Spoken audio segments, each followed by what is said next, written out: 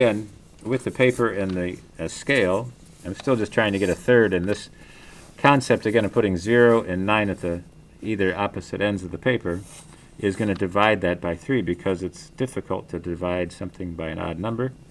So at 3 and 6, so I'm just going to put it at this, so if you can see that that's a third of the distance up. And in order to draw it with a parallel line, because I don't have a t-square set, so it gives me a little bit more of a challenge. These 2 points then are going to establish the horizon line. Now you can put it up higher, and I'm going to do that. I'm just going to put it up just a scale higher, just so you can see it. And hopefully this is still falling into place. I see your look of the drawings of the horizon line, and the intersection on the end of your page is going to be the vanishing point to the left or the right. And the reason I do this is to give me the most space, the least allowed amount of distortion, and give me as much room as I can. Okay?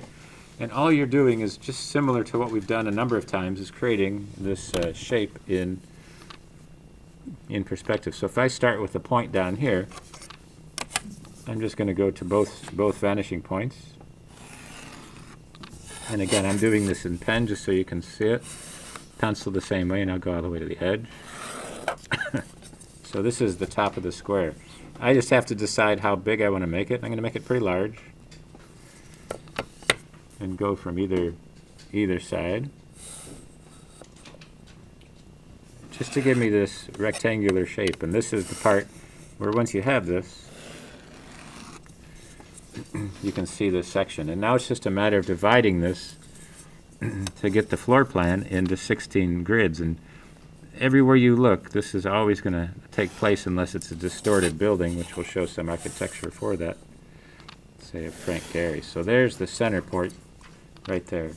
And from here, I'm just going to both vanishing points. So it's just a matter of making this grid,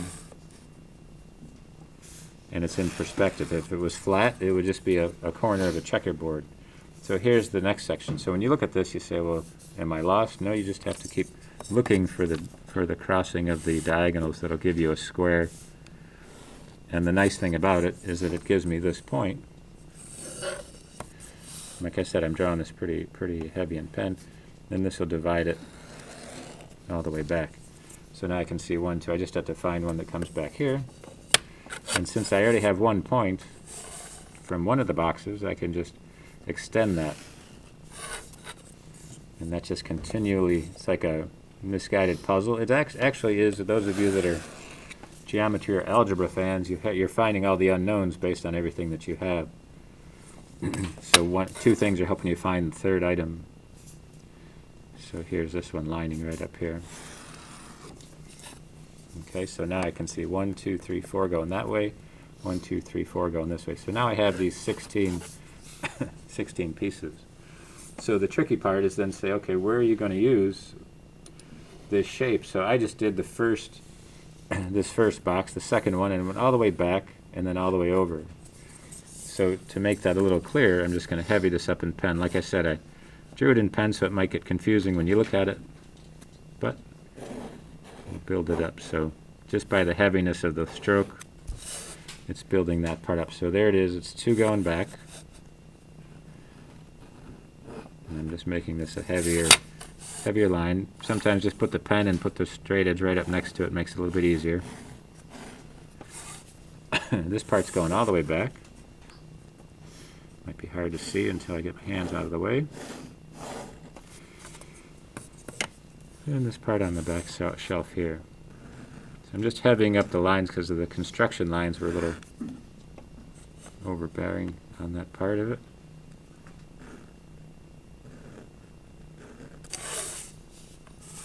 And then I'll put a little tone in there just so you can see it. So the reason I'm having you do this and calling it a floor plan, but I'm going to take it the other direction, down instead of up, is because it'll be a little easier to read. So say I put a little bit of a, sorry about that, off your screen.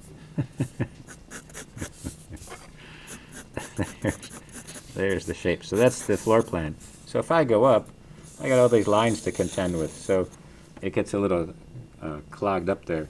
So what I want you to do is if you get this part with this grid, hopefully you can see it. It's just the grid on top. If I sketch a box up here, I'll do it in pen so you can see it. And I'll just freehand this in here so you can show it to you. There's the box, and it doesn't matter what shape you do this when you do perspective. I'm just doing it freehand right now. But there's the cross piece. I cross one of these, it's going to give me the center line here. And it wraps itself all the way around. And if I look at this as the base, then the part that's going to be in the Z shape is this section right here. Goes all the way back and across. So if you can think of this in any form of pieces that show architecture, that's what this part's going to be. So it's just projected up there to show it to you. The last thing I want you to do is just elevate this from the top down rather than clog everything up here. So again, just in this case, I'm just using the straight edge with the part down here at the bottom lining up to the edge of the page to give me a vertical line. And that line right there is going to be characteristic of how big you're going to make everything. So just wrap this around here and put a straight edge right here. Like that. And do the same on the other side. Here's the vanishing point. Here's this part.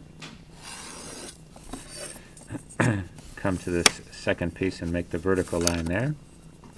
Like I said, I'm having you try to do this with a straight edge, and then ultimately you'll do it freehand or vice versa, back and forth, so that you have all this section. And there's the front of this section. And if I'm just putting in a few hatch lines just to show the difference, it'll build that part up very easily. Okay. To find the distance of the piece in the back, it's technically just wrapping this around. So this point going back and this indication going down is going to give you where it ends and the intersection of it. So I'm just put a very light line there. Line this up to the vanishing point. And that intersects here. And that tells me from here back how the piece, so it's a little bit of a transparent look to it. Right, like that. And that gives you this section back here. So you don't have to redraw everything, just kind of draw through some of the pieces that you see. This becomes the back wall of this. And like I said, this is just how they do the renderings, architectural, anything that you put together is going to come. Now the back wall of this piece, if you can see the top of this, here's the bottom. You're just extending this vertical and intersecting it with this corner all the way to the vanishing point. So just rotating that around. And just make a vertical line right there. And that's this piece. And you can see as it gets in the distance, it gets smaller and technically lighter and faded away more so in the distance. So instead of bringing it up into all this confusion, I just have you go down with it. The one illustration I have it go up, so I have it go both directions so you see a sample of both places, and you want to be able to understand both directions as you get set up. But that gives you your final section there.